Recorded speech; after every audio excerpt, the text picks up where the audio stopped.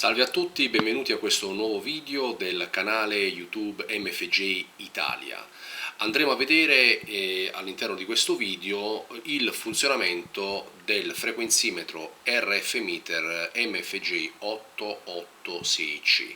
Abbiamo già visto in un precedente video il suo unboxing, vi lascerò in seguito il link, ma ora vediamo il suo reale funzionamento nel dettaglio. Seguitemi.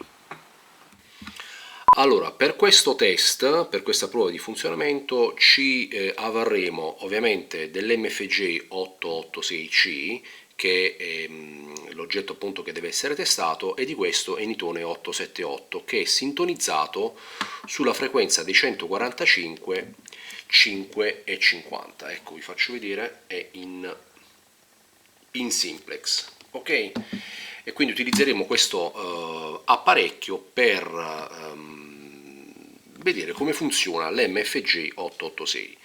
Innanzitutto questo accessorio della MFJ viene definito frequency counter e RF meter. Per me in realtà, diciamo, lo strumento non è un vero e proprio frequenzimetro, ma più che altro è un RF meter, nel senso riesce a intercettare e a capire quali sono le frequenze utilizzate da eventuali ricetrasmettitori nelle proprie vicinanze. Quindi questo può essere molto utile quando andate a caccia di un'interferenza, quindi capire su che frequenza arriva, e anche se volete testare magari dei ricetrasmettitori che non sono dotati di display e quindi magari non ricordate o non sapete su che frequenza trasmettono, e quindi li mettete uno a fianco all'altro e riuscirete a capire su che frequenza sta trasmettendo. Prima di andare alla prova pratica vera e propria, vi faccio vedere il menu. Innanzitutto, come vi ho fatto vedere nell'unboxing, l'886 arriva dotato di una sua antennina con attacco SMA. Questa antenna è per il range di frequenza 400-470 MHz, quindi non è proprio un'antenna ottimale. Quindi il consiglio che vi do qual è? È che se voi avete un'idea più o meno di quella che è la frequenza che dovete andare a intercettare, vi consiglio di cambiarla con un'antenna più appropriata, anche perché ovviamente ne avrete beneficio per quanto riguarda la sensibilità di captazione.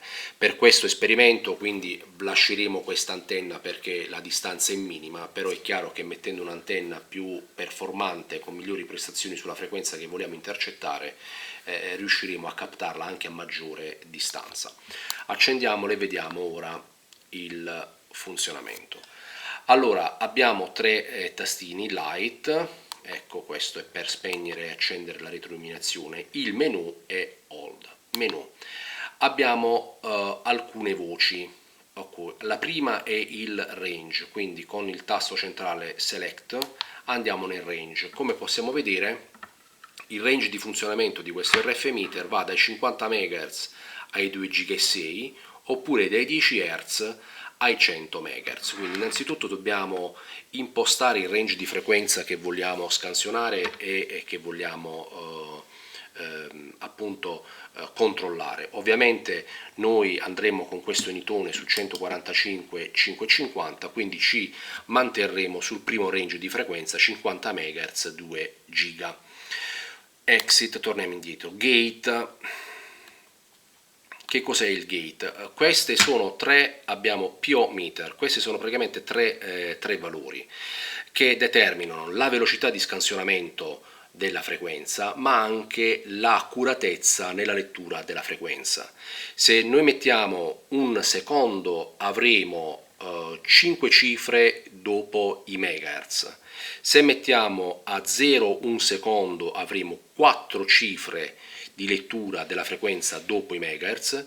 Se mettiamo a 0,1 microsecondi avremo solamente la lettura dei megahertz, quindi una ricerca sicuramente molto più veloce ma meno approfondita. Per esempio ci dirà solo 145 MHz, però voi capite che insomma 145 MHz è uno spettro abbastanza ampio, quindi bisogna poi andarsi a cercare all'interno del mega, dei mega, quella che è la frequenza principale, quindi poi bisogna andare a cercarsi i i kilohertz e gli hertz. Io ritengo che la seconda voce 0,1 secondi, quindi avere la lettura di 4 cifre doppri megahertz, sia il buon compromesso. Facciamo exit, poi andiamo su hold. Hold è praticamente, qui c'è la possibilità dell'auto hold on off, quindi hold che cosa sta? Sta lui blocca la lettura della frequenza intercettata, quindi qui noi possiamo decidere se la funzione di auto hold deve essere attivata oppure disattivata. Il prossimo è il save, quindi anche qui l'autosalvataggio on off, perché lui salva le frequenze che andiamo a registrare, appunto registrare con il tasto hold. Poi exit, poi abbiamo view che ci dà no save data, quindi non abbiamo salvato nessuna frequenza qui nel caso. Auto off ovviamente l'autospegnimento dopo un po' di inattività. La funzione LED è praticamente l'accensione, il funzionamento di questo LED che lampeggia durante il caricamento della batteria e durante la ricerca della frequenza. Poi abbiamo la calibrazione, no, ho sbagliato, exit, ecco. La calibrazione che vi consiglio di non fare se non avete strumenti per poter fare la calibrazione, questo è spiegato meglio nel manuale, e poi si ritorna al range. Allora, ora che cosa facciamo? Qui che cosa vediamo sul display? Innanzitutto vediamo il livello di batteria. Run sta lampeggiando, quindi significa che appunto è acceso, è attivo, e diventa hold quando noi abbiamo salvato, diciamo frizzato, diciamo così, una frequenza. Qui abbiamo lo smitter, ok, quindi qui ci darà il segnale, e questo è M per indicare l'eventuale memoria. Allora, vediamo un attimino, proviamo, vi faccio vedere sul retro, ecco, io ho l'Eniton acceso, 145 550 è la frequenza, vediamo, ecco, vedete? 145 550 e 2, il segnale è espresso in dBm, meno 6.5 dBm, e poi sotto abbiamo diciamo lo smitter. Se io faccio hold, ok, perfetto, è uscito hold, io posso interrompere la trasmissione, abbiamo frizzato, passatemi il termine anche se non mi piace questo inglesismo, abbiamo fatto una fotografia alla frequenza. Qui poi possiamo decidere se salvarla oppure facciamo di nuovo hold, ecco qua, ritorna tutto alla ricerca. Riproviamo. 145 550. Proviamo a cambiare frequenza, vediamo un attimino, siamo passati su 535.5, 5377, vedete? 5.5 i dBm. Vi faccio vedere solo, allora, menu, passiamo a gate, facciamo ecco, il microsecondo, così vi faccio vedere che esce solo la frequenza. Vedete come si è ridotta la precisione nella lettura di frequenza. Ecco, vedete? 145.